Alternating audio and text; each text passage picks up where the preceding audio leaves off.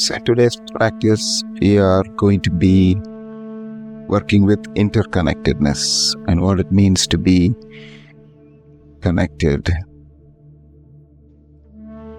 So, in this reflection on this meditation of interconnectedness, I invite you to just find your stillness, however that is available for you. See if you can begin to notice your breath, notice your body, notice your mind. Where is it now? And let's just get straight into it. See if you can begin to trace back all those people who are involved in your interest and meditation. So someone might have given you a book, read you a poem, played you a piece of music, told you about their meditation practice, and let a sense of them, recollection of them, come into the room with you. Consider including those who may have guided you in some way. Maybe someone's actions may have brought you to change, may have actually made you find another way to be, just be, or may have prompted you to take a look at your life more deeply. After all, they're a part of why we are here now as well. Maybe you had a teacher who instilled love of learning and a willingness to be adventurous. Maybe you had a parent who instilled confidence in your ability to try new things or explore new terrain. Maybe you had a child who's opened you up to a sense of wonder and interest. Just let them be here with you as well.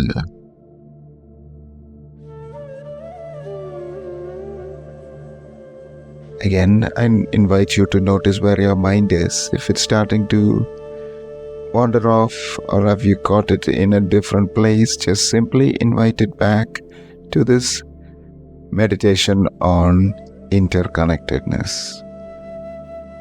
Invite you to take a pause and notice, what about the clothing that you are wearing? How many forms of life, how many people, how many beings have been involved in growing of that fiber, creation of the cloth, transporting it, and you wearing it. The creation of the building in which you are sitting, or the stewards of the plot of land if you are outside.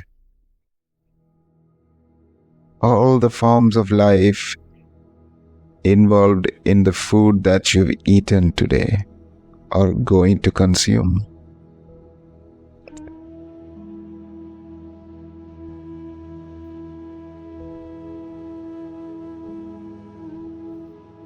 Those who planted that seed, nourished that crop, did the harvest, transported the food, prepared the food, and now you can start to notice that none of us is actually independent in this sense, alone or cut off, however alone we might sometimes feel. They're all a part of the greater fabric of life. This immerses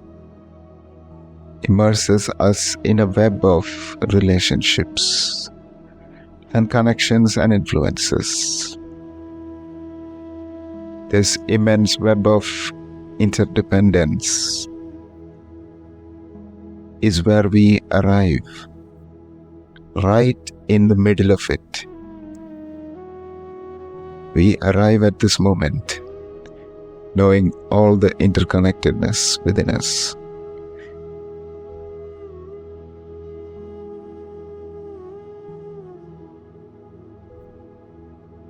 If we look at a tree, we can see it as just a tree.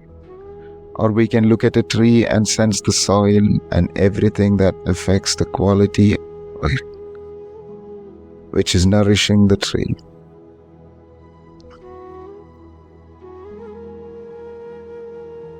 The rainfall, everything affecting the quality of that rainfall, the sunlight and the moonlight, the quality of the air. So is the tree just a tree, or the confluence of all these conditions coming together, moving, changing?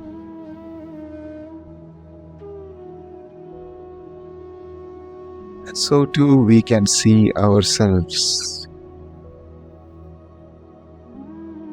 Meditation on seeing the good even through our more habituated tendencies that might be to remember that things we've done wrong and the mistakes we have made and the things we regret. Now we can consciously shift our attention to include the good within ourselves. And so too, when we look at others,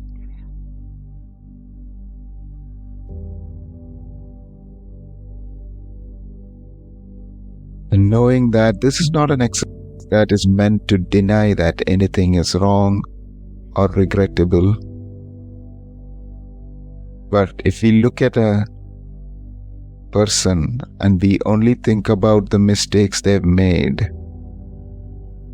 then a tremendous sense of self and other and us and them can be reinforced. Whereas if we include even one good thing, if we can of it, then a bridge is built. So that when we honestly and directly look at what's difficult, it's more from a stance of being side by side rather than across this huge gulf of separation.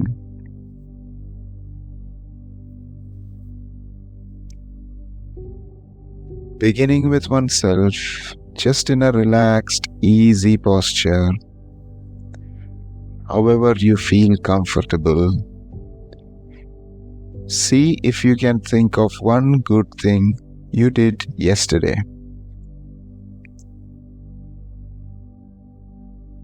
It may not have been very grandiose or big. Maybe you smiled at somebody. Maybe you listened to them. Maybe you let go of some annoyance at a slow clerk at a store. Maybe you forgave yourself for not saying something totally correctly. Maybe you were generous. Maybe you took some time out for yourself. Maybe you rested. Maybe you thanked someone.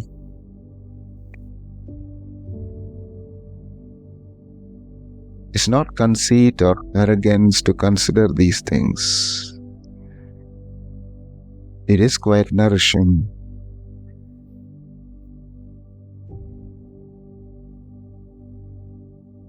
and it's replenishing, to take joy, to take delight in the good that lives through us, that we can manifest. If at any time, whether with ourselves or somebody else, we cannot think of something good, then there is another reflection that we do, which is simply to recall that all beings want to be happy, want to be peaceful. Everybody wants to be peaceful. This urge towards peace is nothing to be squeamish about or feel funny about. The problem is not the urge. The problem is ignorance. Not really sensing where genuine happiness might be found. And so making the mistakes that we might cause so much suffering for ourselves or for somebody else. The urge towards happiness, joy, peace itself is rightful, it's appropriate. So when we combine it with the wisdom instead of with ignorance, it becomes like a homing pigeon for freedom and can help us cut through many obstacles. So we start with ourselves and then with others, looking for the good wherever you can find. If it's just not going to happen that way, we switch to this other reflection, recalling that all beings want to be peaceful and happy and end suffering.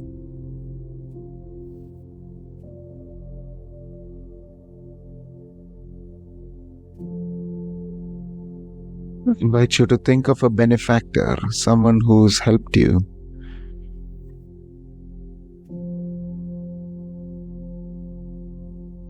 And as soon as you bring this person to mind, notice their good qualities might come in a rush. You can appreciate that about them, those aspects, those efforts, those acts of kindness. Think of a good friend. Appreciate the good within them. Think of someone you know who's having a difficult time right now. They may be hurting or suffering. Think of the good within them. The times they've reached out to help others, their own sources of strength. And you can now see that this person is not just the problem, but something bigger. Think of someone you may have a little bit of a difficulty with, a conflict, uneasiness. See if you can find some good reflected in the things they have done, choices they have made. If not, you can switch to that other reflection, remembering that they too want to end suffering for themselves and want to be happy and peaceful. But he wants the same sense of belonging, to feel heard, to feel loved, to feel accepted, to feel at home in this body, this mind, this life.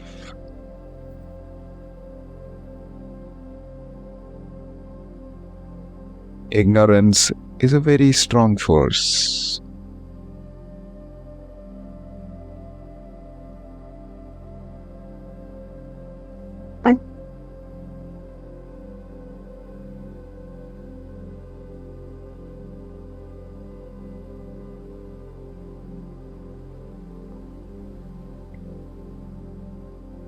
We will close this reflection with a few moments of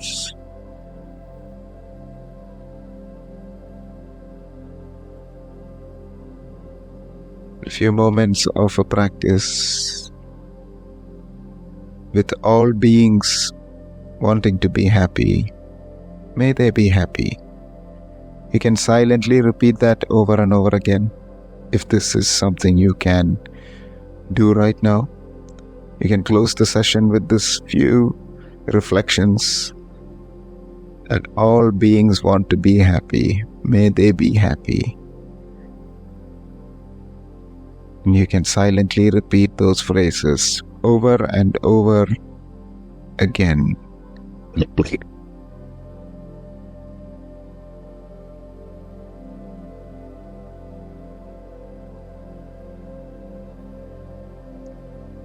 As we come towards the end of the session, just simply notice your breath, your body, your mind, where it is, how it is, and simply come back to the room you are in, opening your eyes if your eyes are closed, and